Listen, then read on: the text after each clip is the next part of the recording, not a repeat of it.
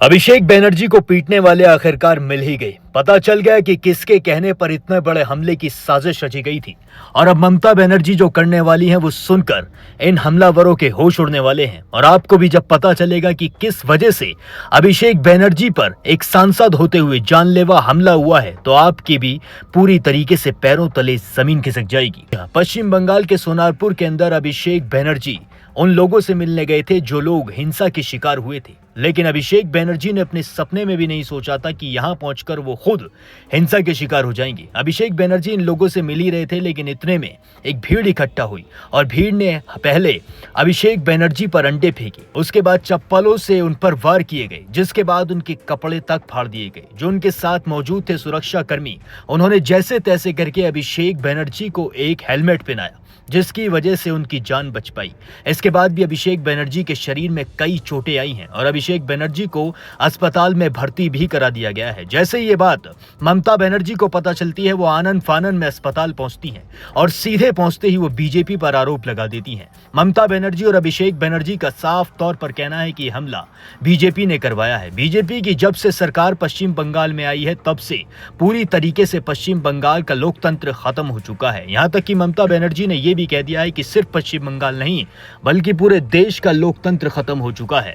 ममता बनर्जी ने शुरू से ही बीजेपी पर आरोप लगाए हैं कि बीजेपी पश्चिम बंगाल के अंदर हिंसा फैलाएगी और अब ये चीज होती हुई भी नजर आ रही है। जी हां, शुभेंदु अधिकारी की सरकार पर इस वक्त एक बहुत बड़ा प्रश्न चिन्ह उठ चुका है। अब सिर्फ और सिर्फ अभिषेक बनर्जी नहीं बल्कि बंगाल की सरकार भी कहती नजर आ रही है कि जब आज तक इस तरीके की हिंसा किसी सांसद पर, किसी नेता पर खुलेआम नहीं हुई, तो अब एक सांसद की, एक नेता की इतनी बुरी तरीके से मार पिटाई क्यों की जा रही है।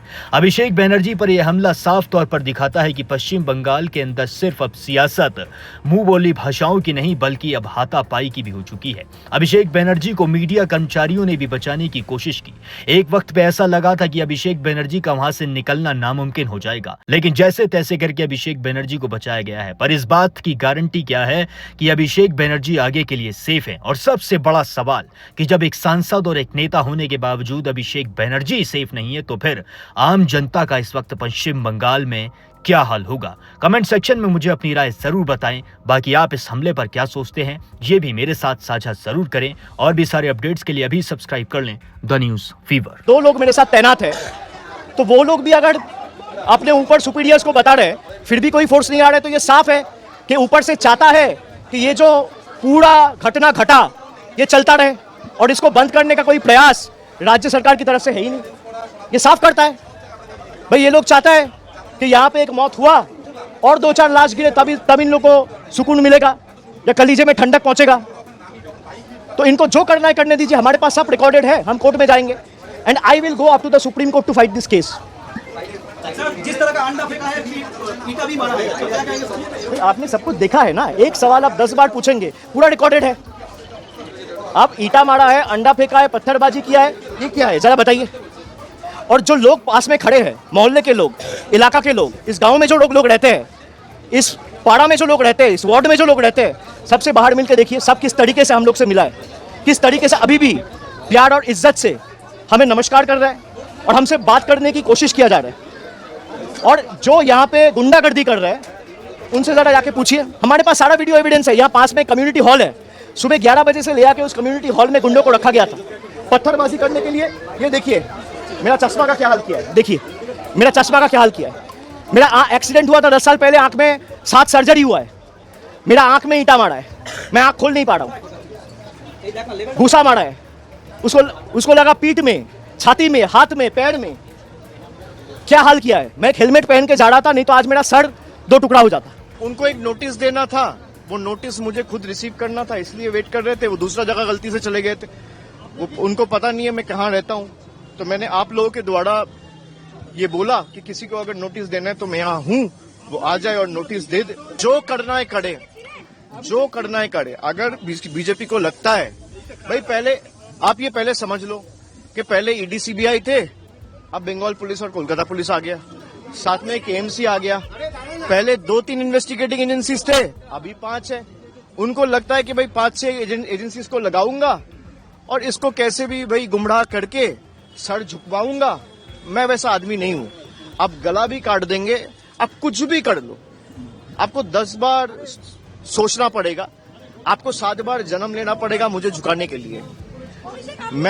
हम लोग तो गद्दार नहीं है, हम लोग আরে ক্ষমতা থাকলে গ্রেফতার করে নিয়ে যাক, আপনি কি ভাবেন আমাদের? আমি আইনত তো লড়বো, আপনি ফলস কেসে ইমপ্লিকেট করে আমাকে গ্রেফতার করবেন। আপনি গ্রেফতার করে নিয়ে যান, সিআইডি আপনার, ইডি আপনার, সিবিআই আপনার, কলকাতা পুলিশ আপনার, ওয়েস্ট বেঙ্গল পুলিশ আপনার, আপনি নিয়ে যান, আমি তো পালিয়ে যাচ্ছি না, আমি এখানে আছি, আপনাদের প্রশ্ন ফেস করছি। सर पोस्ट पोल वायलेंस में जो लोग पीड़ित हैं उनके साथ आज मुलाकात करने जाएंगे, सर क्या अवस्था में अभी है? मैं गया था सुबह, एक परिवार से मिला था, अभी फिर आधे घंटे 1 घंटे में निकलूंगा, दूसरा एक परिवार से सोनारपुर में भी मिलने जाऊंगा। सर वो लोग भी अगर अपने ऊपर सुपीरियर्स को बता रहे हैं फिर भी कोई फोर्स नहीं आ रहा है तो ये साफ है कि ऊपर से चाहता है कि ये जो पूरा घटना घटा ये चलता रहे और इसको बंद करने का कोई प्रयास राज्य सरकार की तरफ से है ही नहीं। ये साफ करता है भाई ये लोग चाहता है कि यहाँ पे एक मौत हुआ और 2-4 लाश गिरे तब इन लोग को सुकून मिलेगा या कलीजे में ठंडक पहुंचेगा। तो इनको जो करना है करने दीजिए, हमारे पास सब रिकॉर्डेड है, हम कोर्ट में जाएंगे and I will go up to the supreme court to fight this case.